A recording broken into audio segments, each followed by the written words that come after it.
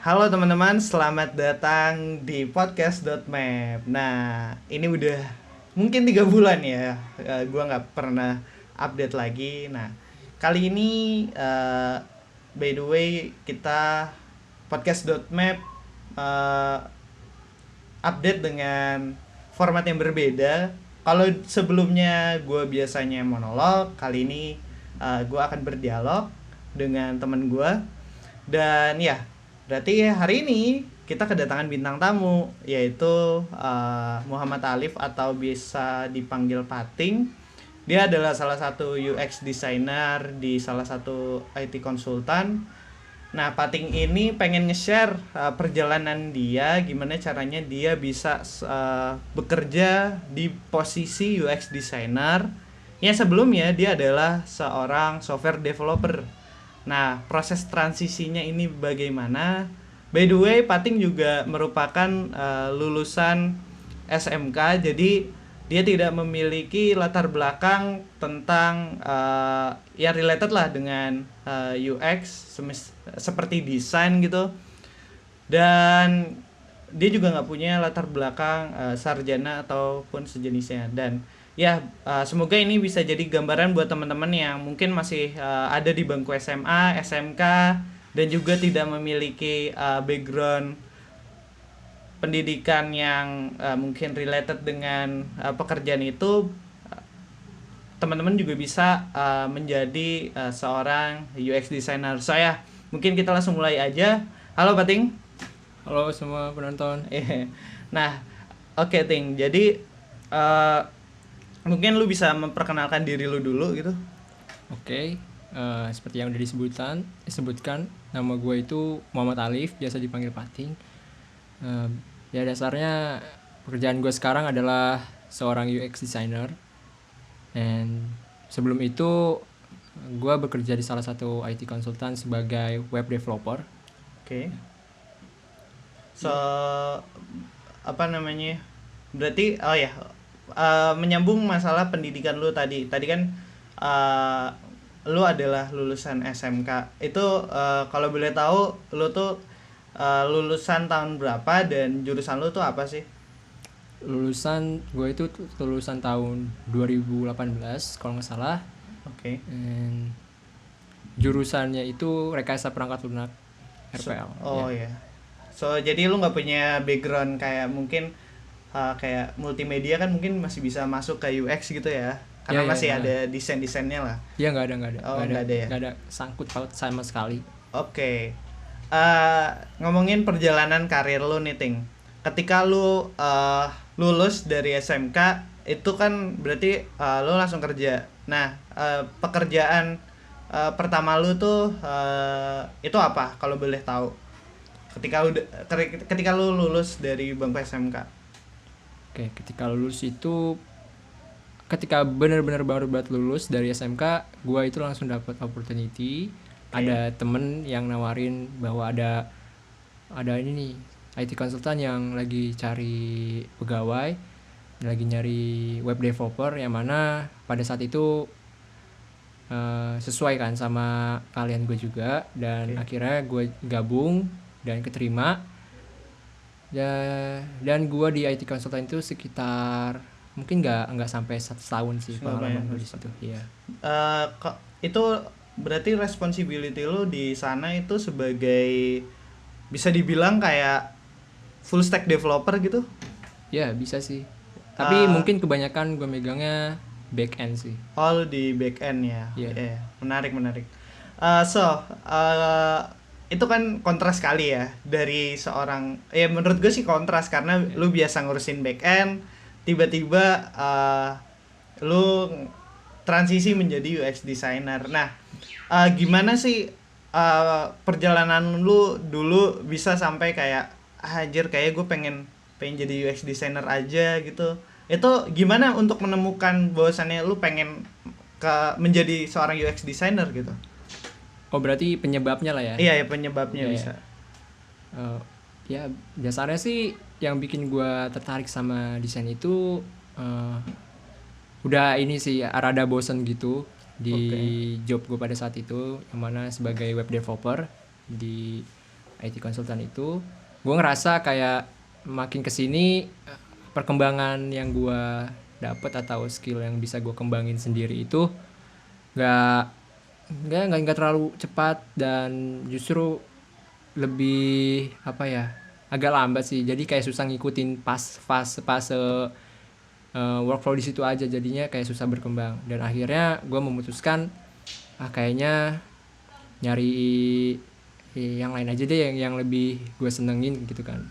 Dan akhirnya abis itu keluar resign, terus gue langsung ya dari masa-masa gue resign itu udah nggak kerja atau apa, di situ gue nyari ini sih, kayak baca-baca tentang desain, yang mana sebelumnya sih sebenarnya gue udah ada ketertarikan sama saya kayak user interface, kayak layout gitu. Oke. Lebih ke desain, dan dari situ sih mulainya kenapa gue kayak tertarik gitu sih, udah mulai cari tahu. Itu berarti dari pas kita tarik ke belakang dulu, pas lu tertarik dengan desain berarti itu pas lu di SMK atau lu pas udah lu udah kerja gitu? Mungkin di SMA kan hanya kayak apa ya, kayak tertarik soal layout gitu sih, nggak terlalu dalam tentang desain. Baru untuk cari tahu desain itu lebih lanjut sih ketika udah kerja. Udah kerja. Iya. Oh, ya. Soalnya seinget gue dulu pas lu SMK juga lu sering banget kan main apa slicing kayak bikin di Photoshop terus nanti di slicing ke front end gitu. Ya benar. So jadi mungkin itu juga jadi salah satu penyebab juga mungkin ya, kayak kenapa lu into atau tertarik dengan bidang UX designer gitu kali. Ya gue nggak tahu juga sih. Bener sih. Lebih ya sebenarnya coding gue itu lebih ke front end awalnya. Kayak lebih tertarik ke front end. Cuman ketika masuk kerja di situ jadi back end kayak agak kurang fit aja gitu. Nggak cocok gitu. Iya benar. Kayak job front end-nya tuh presentasi nggak banyak lah. Oh, oke. So jadi akhirnya lu memutuskan untuk resign. Nah, ketika lu resign itu lu ngapain aja? Apa lu belajar atau lu langsung nyari pekerjaan baru atau kayak gimana? Oke, setelah keluar itu baru banget keluar, gue udah tahu sih, kayak udah mempersiapkan apa yang harus gue lakukan. Kayak di situ gue udah mulai cari tahu tentang desain yang mana gue menemukan tuh di situ tuh kayak ternyata ada istilah UX design, UI design. Nah di situ ketika gue cari tahu apa itu UX design tersebut, kayak ketertarikan gue makin nambah gitu kan, kayak penasaran. Dan ketika baca-baca artikel tentang ini, baca pengalaman orang lain untuk dia jadi UX designer itu gimana, dan ya dari situ gue terinspirasi sih, termotivasi juga untuk ini. Dan kayak gak tahu kenapa sih tiba-tiba kayak gue ngelakuin itu kayaknya udah passion gitu sih. Oh langsung ya. Gue kira kayak passion tuh kayak lu coba terus ini lu langsung coba langsung wah kayak ini passion gue. Oh ya menarik. Jadi berarti lu belajar ya ketika lu memutuskan untuk resign dan lu nggak nyari kerja gitu kan? Nyari kerja sempat sih, cuman kayak nggak ada terkaitannya ke teknologi atau apa. Yeah. Kayak lebih mungkin ya pada saat itu ini sih lebih kayak mungkin terlalu lama gua ngabisin waktu buat belajar. Ya diseling-selingin sih, bisa gak kayak nyari opportunity lain lah untuk kayak nambah uang jajan gitu. Oke. Yeah. So berarti kayak lu freelance gitu ya, bisa dibilang freelance? Bisa dibilang sih ya. Dan itu udah pas lu freelance itu udah proyeknya itu udah desain? Iya sih, udah desain, udah kayak yang menyentuh desain lah. Oke. Menarik. Jadi kalau boleh tahu total waktu yang lu pakai buat mempelajari, berarti kan lu nggak tahu ya mungkin baseline desain lu ngerti dikit lah ya. Yeah. Tapi untuk sampai berapa waktu lu untuk mempelajari bahwasannya kayak gue udah paham tentang UX design ini sampai lu akhirnya dapat kerja, itu berapa lama pas akhirnya sampai lu dapat kerja? Oke, kurang lebih sih sekitar transisinya itu 8 bulan 9 bulan sih, atau enggak kurang lebih dari situ. kurang lebih segitu sih, 8 bulanan lah. 8 bulan ya. Iya. Iya, menarik. Itu waktu yang cukup cepat untuk menurut gue ya, untuk orang-orang yang kayak mempelajari ilmu baru terus tiba-tiba langsung kerja juga. So ya, berarti 8 bulan lu belajar UX terus akhirnya lu kerja. Nah, sekarang kalau boleh tahu lu kerja di mana dan lu ngerjain apa aja sih gitu?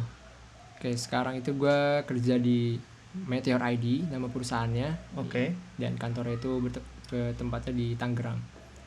Dan yang lu kerjain itu kira-kira apa aja? Kalau boleh di-share.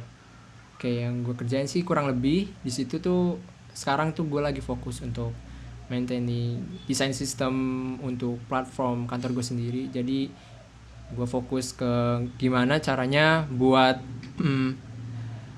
desain yang bisa di scaling ke macam-macam produk sih. Oh, oke. Berarti kayak ngebikin desain sistem ya? Iya, fokus lah lagi ke situ sih. Kalau gue pernah lihat kalau di Gojek mungkin kayak aspal ya. Iya, bisa. Oh, iya. Cuman mungkin di tempat gua belum sampai kayak sedetail aspal sih. Aspal itu kan kayak dia punya prinsipnya semacam rupa kan. Kalau gua kayak masih ya lebih ke maintaining UI komponennya sih. Oh iya, menarik. So, berarti sekarang lu udah berapa? Udah mau setahun nih belum sih? Mau setahun sih. Oh, udah mau setahun. Sekitar 10 bulanan lah sekarang. Lumayan ya. Nah, terus ya mungkin tadi kan lu cerita bahwasannya lu belajar selama 8 bulan. Nah, bagaimana sih caranya lu belajar gitu pada waktu itu gitu? Oke, approach cara belajar gue sih kurang lebih kayak baca-baca artikel gitu sih, kayak apa itu UX design, kayak terusnya opportunity jobnya seberapa besar, terusnya ya mulai dari situ gue baca-baca artikel kayak study desainer lain, kayak approach mereka kayak gimana biar bisa diterima di perusahaan-perusahaan kan sebagai UX design. Dan dari situ juga gue sih kebanyakan mungkin baca buku, baca artikel dan praktek beberapa, dan kayak posting hasil karya gue ke platform-platform yang ada di luar sana sih. Nah, tadi lu cerita masalah praktik. Nah, pada saat praktik itu lu ngambil studi case-nya itu biasanya kayak gimana? Dari mana aja gitu? Kalau untuk latar belakang masalah sih dari keseharian gue pribadi sih. Kayak misalnya masalah yang gue alamin, contoh ketika commute untuk pergi kemana-mana menggunakan Transjakarta atau transportasi umum lainnya, yang menurut gue bisa di solve problem yang gue rasain tuh melalui kayak membuat produk digital atau app sih. Okay. Ya mungkin kebanyakan gitu sih, kayak problem-problem yang gue ambil tuh dari ya sesimpel kehidupan gue sehari-hari sih, kayak apa nih masalah yang gue alamin, terusnya apa yang gue bisa solve nih dengan ngebuat apps atau apa gitu sih. Oh, berarti dari ini ya, kayak kehidupan lo sehari-hari terus lo coba bikin itu jadi sebuah studi kasus yang nantinya itu dapat menjadi sebuah portofolio lo yang nantinya dipublish ke platform-platform digital seperti mungkin apa? Dribble ya. Behance atau Medium sih kalau misal untuk bahan bacaan tuh. Oh, oke, menarik. So,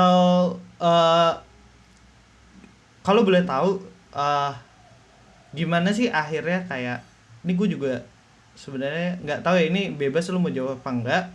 Gimana akhirnya kayak perusahaan lu itu bisa nerima lu kerja di sana, yang mana lu tuh nggak punya latar belakang tentang role job tersebut sama sekali gitu.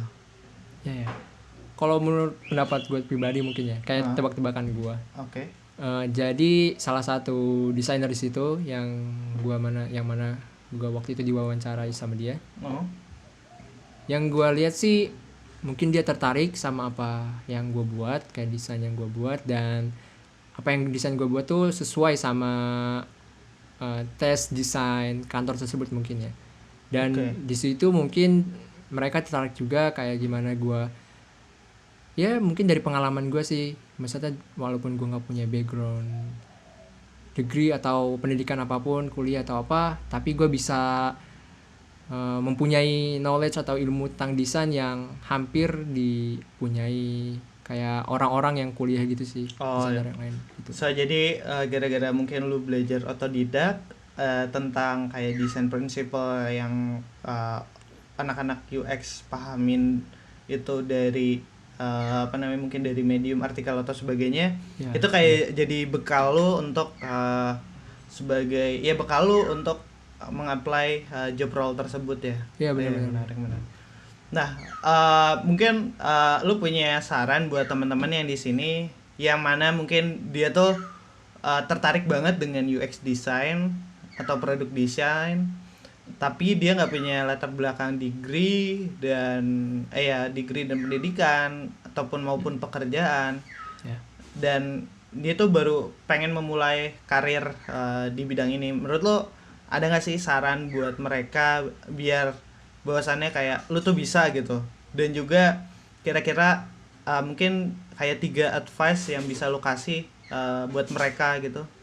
Oke, mungkin buat kalian yang mungkin sekarang lagi masa SMK ya dan bingung yang bingung yang lagi tertarik sama desain dan bingung bisa apa enggak walaupun tanpa kuliah, mungkin tips yang bisa gue kasih adalah ikutin milestone atau path designer lain yang mereka lakukan untuk mencapai atau menjadi UX designer.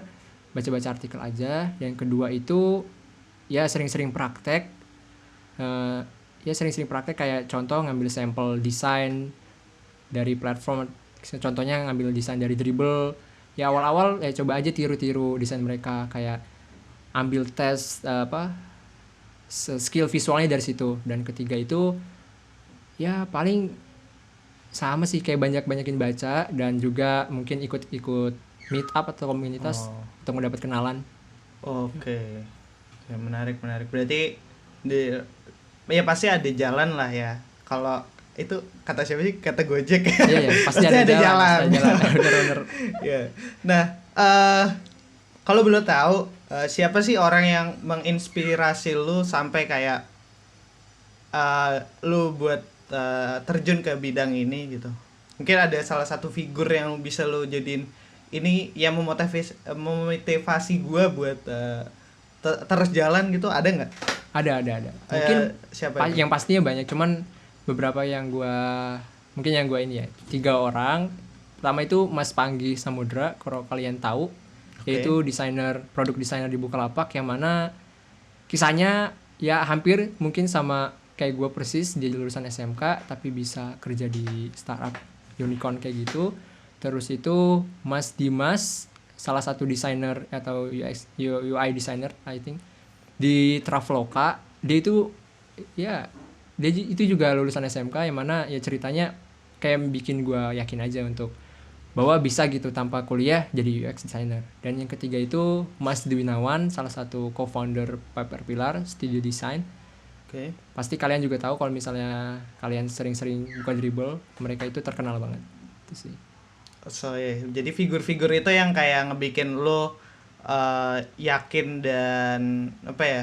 Ya memotivasi lo kayak wah gue juga bisa kayak mereka gitu ya. Iya, banyak kok di luar sana desainer yang tanpa degree tapi bisa jadi UX designer suatu perusahaan gitu sih, ya. Oke, menarik. So, kalau kita update mungkin tentang komunitas ya. Kalau nggak salah, lu baru aja keterima jadi community ambassador untuk Memorizely. Iya, Memorizely di Indonesia ya. Oke. Itu mungkin lu bisa share sedikit gimana caranya lu jadi community ambassador untuk negara Indonesia, dan itu sebenarnya komunitas apa sih? Basically sih Memorizely itu sebenarnya komunitas untuk UI UX designer, yang mana itu anggota-anggotanya itu dari beberapa negara, benar-benar ya dari semua negara mungkin ada di situ. Dan gua beberapa bulan yang lalu sih tahu Memorizely kenapa, dan abis itu gue langsung join ke komunitas tersebut. Terusnya ya setelah gue join dan gue kayak nanya ke komunitas itu, kayak sharing juga. Dan setelah itu gue agak kaget sih ketika gue kayak dapat tawaran dari founder si komunitas itu, ya, tawaran untuk jadi ambassador buat Indonesia untuk komunitas tersebut. Ya jadi tugasnya sih di situ ya yang dia kasih tahu ke gue. Itu tugas gue sebagai ambassador adalah kayak mau welcome desainer-desainer yang dari Indonesia di komunitas tersebut. Jadi di situ walaupun komunitasnya kebanyakan orang-orang luar, kita tetap bisa kayak apa ya? Tetap bisa make bahasa-bahasa masing-masing daerah yang mana nanti bakal dituntun atau diinin sama ambassador masing-masing ini sih, masing-masing negara. Ya. Okay. Dan mungkin kalau kalian desainer atau yang baru mau belajar atau mau tahu tentang UX, bisa join komunitasnya, namanya itu Memorizely. Mungkin nanti bisa ditaruh di deskripsi nanti ya. Oke. Nanti bakal ketemu saya kok. Siap.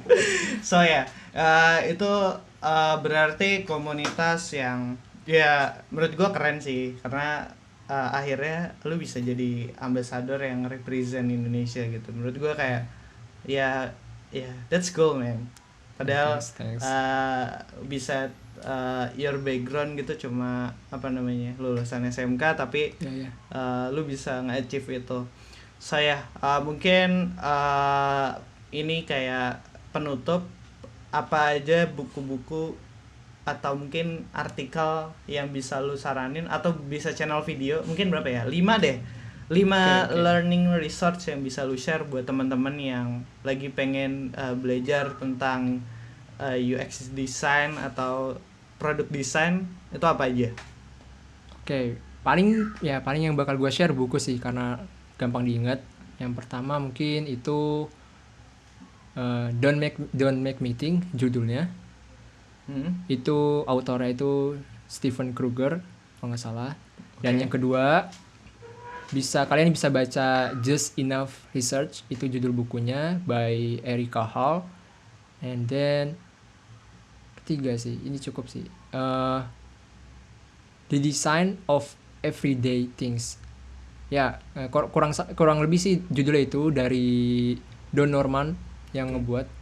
Dan mungkin untuk channel kalian juga bisa subscribe atau follow atau ya ke channel YouTube namanya NN Group. Ya, NN Group. Dan juga mungkin The Future. Dibacanya gitu sih, tapi tulisannya The Future gitu sih. Dari situ banyak banget insight tentang desain. Mungkin dan juga paling bisnis gitu sih. Ya. Saya ya itu menarik banget tentang tadi kita udah dengar pengalaman Pating dan Alif lah, bagaimana dia bisa survive dan achieve di pekerjaan dia yang sekarang, terlepas dari latar belakang pendidikan dia. Dan alhamdulillah tadi juga dia sekarang udah per bulan ini ya berarti ya? Iya, per bulan ini jadi ambasador dari komunitas Memorizely yang represent Indonesia ya. Ya itu banyak banget sih. Untuk lulusan SMK menurut gue lu keren banget sih bro. Thanks. Saya terima kasih buat teman-teman yang udah dengerin podcast ini sampai akhir. Jadi kalau teman-teman ngerasa podcast ini bermanfaat buat teman-teman, tolong di-share ke teman-teman yang lain, apalagi teman-teman yang lagi bimbang untuk meneruskan keinginannya untuk menjadi UX designer. Dan ya mungkin sekian dari gua Iqbal di sini, dan juga dari Alif. Kalau lu punya pertanyaan mungkin nanti bisa langsung komen atau mention lu di Twitter aja ya. Ya, lu bisa di reach out di Twitter. Nanti akan gua tulis di deskripsi di podcast ini. So ya, terima kasih teman-teman. Bye.